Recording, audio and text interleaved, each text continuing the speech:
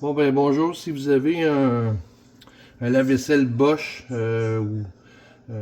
puis vous avez un code d'erreur, nous on a un code d'erreur E23. E23 ça dit qu'il y a un problème au niveau de la pompe.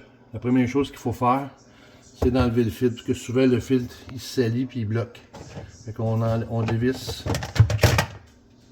vis-à-vis de la flèche, on enlève le filtre ici. Puis la première chose qu'on fait, c'est qu'on le nettoie. C'est la première étape qu'il faut faire. Une fois qu'il est bien nettoyé, vous pouvez essayer votre lave-vaisselle. S'il fait encore un code E23. Là, le câble blanc, il y a une languette. Il va falloir que je tire sa languette pour avoir accès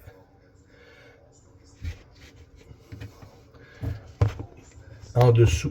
Ici, je vais avoir accès au moteur. Fait que là, des fois, c'est difficile à tirer la languette. Moi, ce que je conseille de faire, c'est vous pouvez pousser comme ça. On le voit ici. Pousser comme ça. Après ça, on tire puis on enlève l'adapteur. Là, ce qui arrive, c'est qu'on voit ici l'hélice du moteur. Le but, c'est de faire tourner l'hélice pour voir si elle tourne bien. Je vais vous le montrer avec une cuillère. Je prends une cuillère, je tourne l'hélice. On voit ici, l'hélice, ça tourne bien. Ça tourne vraiment bien. Fait que il n'est vraiment pas fluctué. Ce que je vais faire, c'est que je vais remonter le filtre à sa place. Je vais remettre le cap qui est ici. Le cap est à sa place. Si un peu saleté comme ça, c'est pas si grave que ça. C'est vraiment comme des fois des cheveux ou des choses qui empêchent de tourner la poulie. Puis on remet en place le filtre puis on laisse. Si ça fonctionne pas, ben ce qu'il faut faire, c'est de dévisser. D'aller voir la pompe. Dévisser les vis. Une fois que vous avez défait le garde pour vérifier l'hélice puis que tout est clair, on va aller voir au niveau de la pompe si le tuyau il est obstrué. S'il n'est pas obstrué, ben, il faudra changer la pompe. Dans mon cas, je sais que c'est la pompe. Je l'ai entendu avec le bruit. Bon. Sur le panneau avant du lave-vaisselle, il y a deux vis. Ils montent ici. Une vis étoile à une extrémité. Ça, c'est en dessous. Dans le fond, c'est le garde. On appelle ça le coup de pied. Puis, il y a une vis là. Fait que là, on va dévisser ces vis-là. C'est un tournevis étoile, c'est deux vis.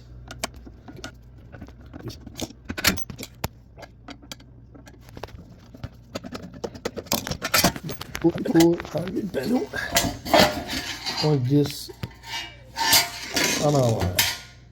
En fond, on pogne le bas, puis on le tire vers le haut. Je vais ouvrir la lave-vaisselle, ça va être plus facile pour moi. On voit ici ce que ça a l'air en dessous. Bon. Ici, ça c'est la pompe. Ce qui est en blanc, c'est la pompe. Ça ici, c'est une planche qui retient le boyau de vidange à la pompe. Dans le fond, si on veut enlever ça, bien, on pousse ça vers le haut. Fait que ça, je vais faire. Et de tomber la planche ici. Là, ici, c'est le boyau de vidange. Ça veut dire que ce qui arrive, c'est qu'à l'intérieur, ça c'est la pompe. La pompe attire l'eau, puis elle l'envoie dans le drain de vidange. Fait que il faut que ça passe par là. Fait que ce qu'on va faire, c'est que on met du Scott Towel en dessous, puis on va être sûr, quand on va tirer dessus, il risque de se vider. Fait que si vous êtes capable de rentrer un plat, une assiette, c'est bon. Moi, je vais juste mettre un Scott Towel pour le vider. Bon, j'ai mis le Scott Towel. Là, on pogne le dessus qui est ici, on le tire par là.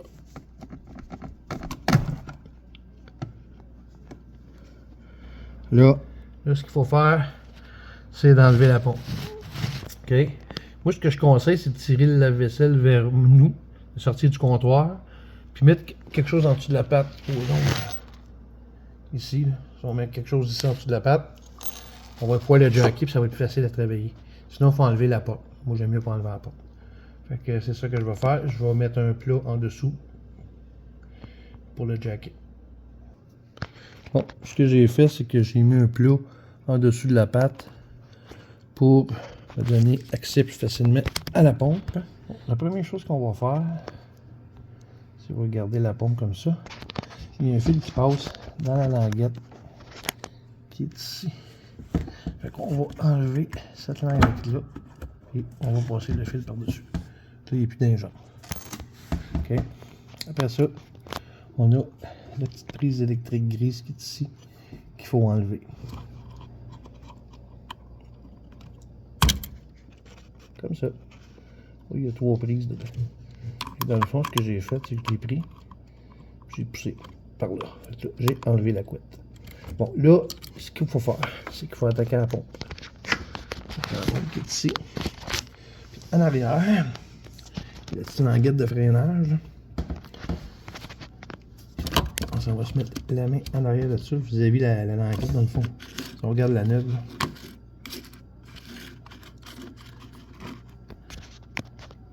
Si on regarde la neuve qui est ici, on voit que la languette qui est en haut, en arrière, il y a une languette qui est ici. C'est ça que c'est. Bon, moi, ce que je vais faire, je vais pogner une cuillère.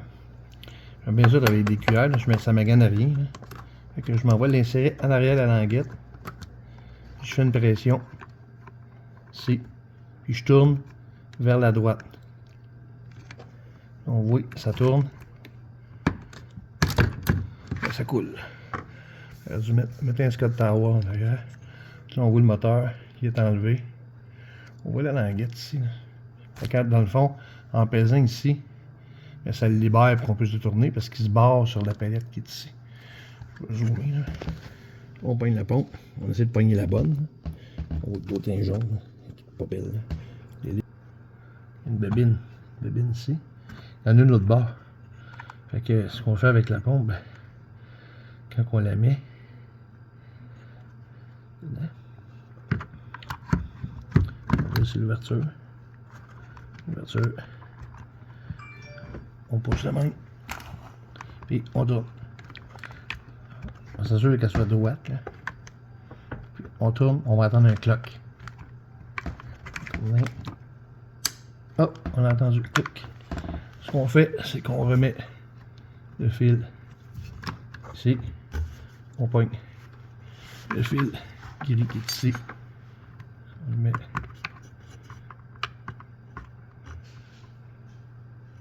dedans. Il est dedans, bien comme il faut. Fait que on voit que le fil gris ici, la pompe est à sa place. On pogne le tuyau, on rentre à l'intérieur le plus loin possible. Il est rentré. Il y a une ouverture ici et il y a la palette qui est là. Fait que quand on l'insère comme ça, on s'assure de rentrer la craque dans la palette. Puis ça barre le dessus, il ne peut pas sortir. C'est ça. Il y a un conseil aussi que je peux vous donner. Quand que vous tirez votre lave-vaisselle, le tuyau qui va vous empêcher d'aller le plus loin possible, ça va être lui ici, qui va être rentré d'eau. Ça, c'est le tuyau qui s'en va en dessous du lavabo, là, et qui emmène l'eau. Fait que si vous tirez, ben, à un moment donné, lui, il est plus capable d'en donner. Fait que ça va être le maximum que vous allez pouvoir tirer. Fait que ce qu'on fait, c'est qu'on replace le lave-vaisselle, on visse le panneau, puis on le...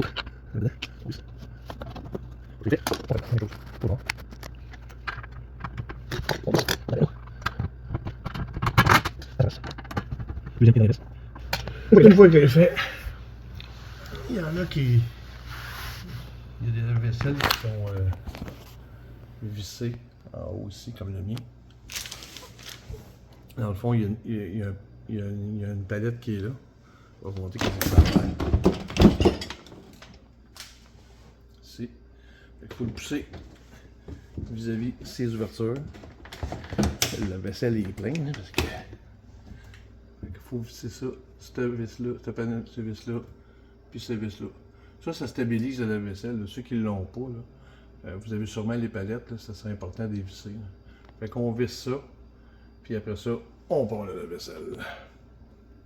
Bon, les deux vis sont vissées ici.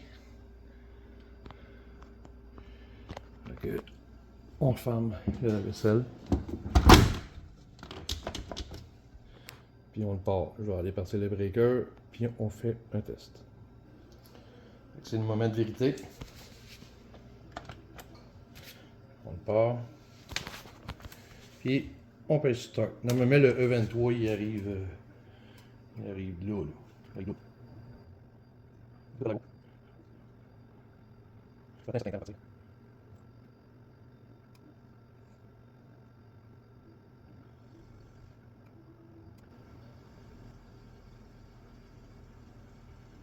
Et il fonctionne. C'est un silence plus, là. Moi, je l'entends. Mais ça fonctionne. Il est en train de se remplir. Fait que c'était ça le problème. Fait que, la première chose, vous vérifiez votre fil, vous nettoyez votre filtre, vous enlevez le garde blanc. Vous vérifiez si l'hélice tourne. Faites attention quand vous vérifiez quand l'hélice tourne. Des fois, il peut y avoir un morceau de verre là, qui est pris dans l'hélice. Vous pouvez vous couper.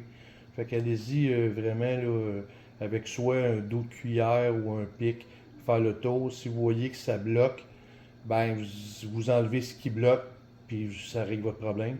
Si ces étapes comme ça ne fonctionnent pas, vous allez au drain, vous retirez le drain où ce qui est en avant le panneau avant.